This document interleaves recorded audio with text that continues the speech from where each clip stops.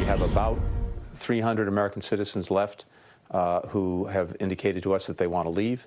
We are very actively working to help them get to the airport, get on a plane, and get out of Afghanistan. Welcome back. Americans and our allies still desperate to evacuate Afghanistan ahead of President Biden's tomorrow deadline. This just ahead of President Biden's pullout deadline tomorrow, as you just mentioned. Wanted to reiterate that. And here to react is Kentucky Congressman James Comer. Sir, thank you for being here. Appreciate your time. I mean, as you are well aware, we all are, the situation has been rapidly deteriorating over pretty much each day in the last week. Do you have confidence we will be able to get out every American and Afghan ally by tomorrow that wants to leave? Not only do I not have confidence that we're going to be able to get every American out, I don't have confidence that the Biden administration knows exactly how many Americans are still left in Afghanistan. This has been a disaster. It's been a stain on American diplomacy. And I hope that once we have time, once every American who wants to leave Afghanistan has been evacuated, that the Biden administration will comply with Republican requests to hold hearings to find out what went wrong and who we can hold accountable.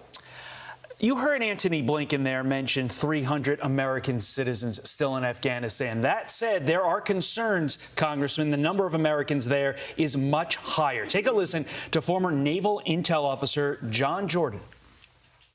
We're relying right now on State Department numbers. Most people don't know this, but when Americans go to foreign countries, especially risky ones, they're advised to register with the embassy or consulate, but not required to. So we don't know what the real number of U.S. citizens there is, and that's assuming that the State Department is telling the truth. Congressman, do you trust the State Department's numbers? And if not, how many people do you think are still in Afghanistan? How many Americans do you think are still in Afghanistan? No, I do not trust the State Department's numbers. And if you think back a few days, the administration, they were estimating tens of thousands of Americans were still in Afghanistan. And then if you subtract the number that we've successfully evacuated, hundreds isn't what you come up with. You still come up with thousands of Americans that are still remain in Afghanistan. So the Secretary of State has zero confidence with Congress. I don't think the Secretary of State has any confidence with the American citizens right now. This is something that the Biden administration continues to have absolutely zero transparency, not just with Congress, but the American people. So let's hope those numbers are right, but I don't have any confidence that they're anywhere near correct. Before we move on to this next topic real quick, I want to ask you about the news overnight, how the U.S. intercepted some of those 5 rockets that were targeting the airport in Kabul. And look, this is coming after yesterday was such a sad and somber day for many of us who are watching, seeing our heroes return home to Dover Air Force Base. That is a situation no one wants to see happen again. How vital is it that we get these next 24 hours right?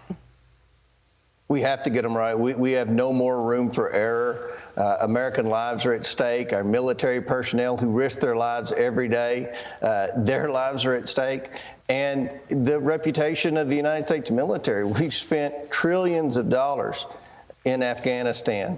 We should be able to not only intercept those missiles, but also find out who launched those missiles and hold them accountable. This is a terrible display of leadership by the Biden administration. Somebody in this administration needs to be held accountable for all the mistakes. But let's hope and pray that over the next 24, 48 hours and beyond, that we can evacuate every American safely without the loss of any more American soldiers. Meantime, part of the concern now is with regard to our homeland. Up to 100 Afghans seeking resettlement here in the U.S. have been flagged on terrorism watch lists. You want a hearing on the vetting process for refugees. What questions do you want answered, Congressman?